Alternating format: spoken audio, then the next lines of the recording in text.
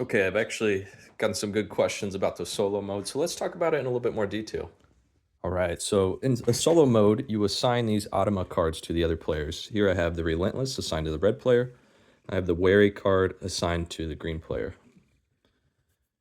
And let's say it's red's turn, and it's the start of the game.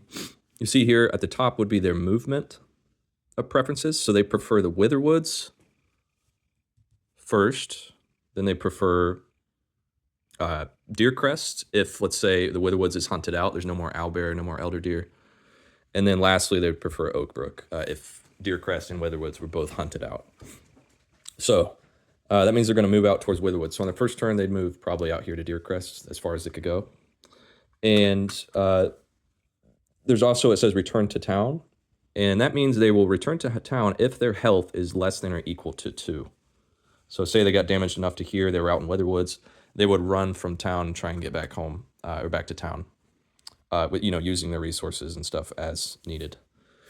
And they will also return to town if their potential points is greater than or equal to 8. So let's say they had the elder deer, which is potential points right now, which is the circle side, plus the regular deer. Then let's say they were back again out in the Witherwoods, they would try and return back from Witherwoods back towards town on their subsequent turns to try and secure those points, which is once you get to town, you can flip it over and it's secured. Okay, that was the movement there at the top. And all these cards kind of follow the same pattern. So tenets are kind of their guiding principles, just kind of how they act generally in the game. So the Ruthless will attack players if their points are greater than or equal to 6, or their secured points are greater than or equal to 8. Sorry, the first side is potential points. The other one is greater than or equal to 8 secured points. So the Ruthless will attack players if they have a high amount of animal cards in their inventory, either secured or just potential.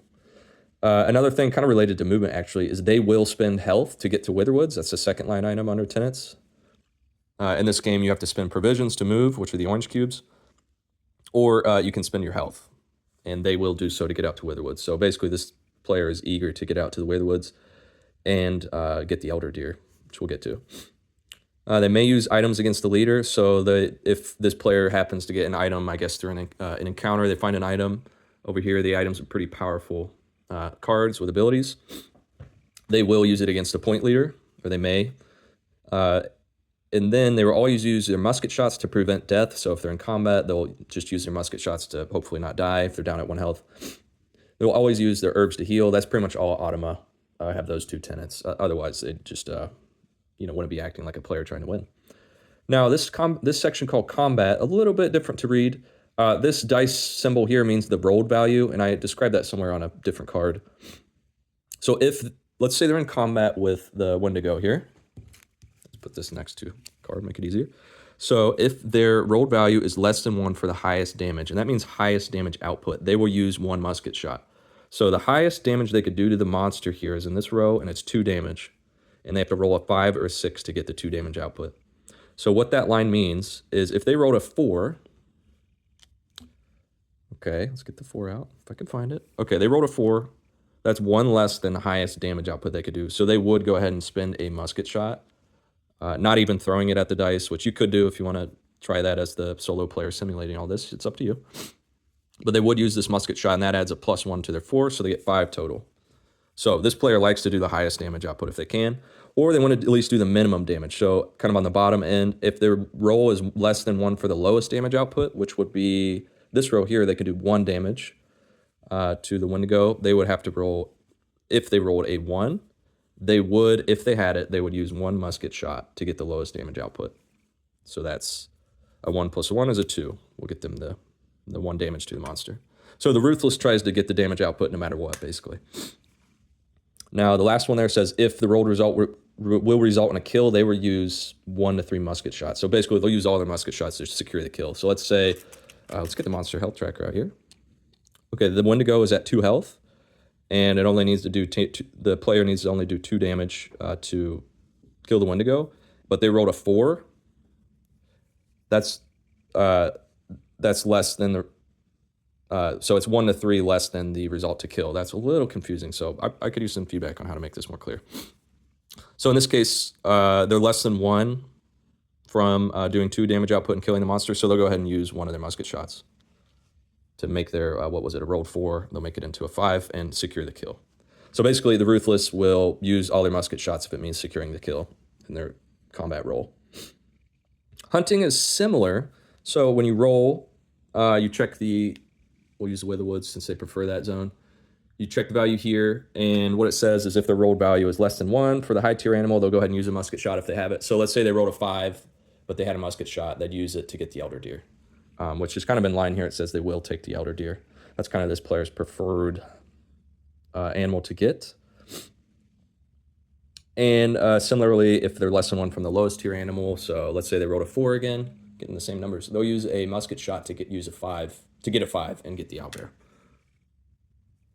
And then they'll use all their musket shots if it's the last. HT stands for high tier animal. So high tier, each zone has a low tier, less point value animal. So stoats, deer, owlbear, and then the higher tier animals for the zones are beaver, bear, and elder deer. Okay, so that's combat and hunting. Those sections are pretty similar. Now oops, sorry. Okay, so that was the combat and the hunting areas there. Those zones are pretty similar. Down here, the last one is encounters, which is still a little bit up to interpretation for the player that's running these automa.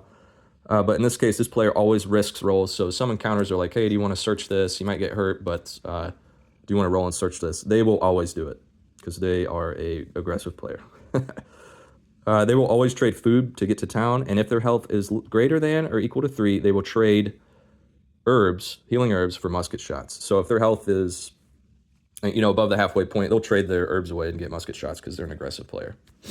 And of course, the ruthless player would prefer the wall gun, which is a giant musket, or the bear trap. Those are the aggressive kind of items.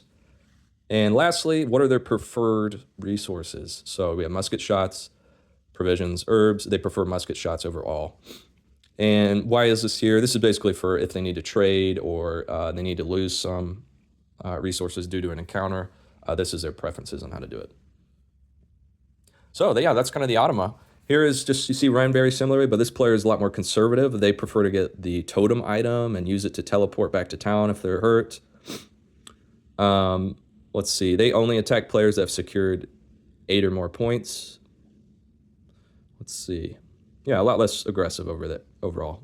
So yeah, that's kind of a rundown of the solo mode. Let me know what y'all think in the comments. I'd love to have some feedback on this. These are small cards. It's hard to fit a lot of information on them, so I try to simplify it with symbols as much as possible, but would love y'all's feedback.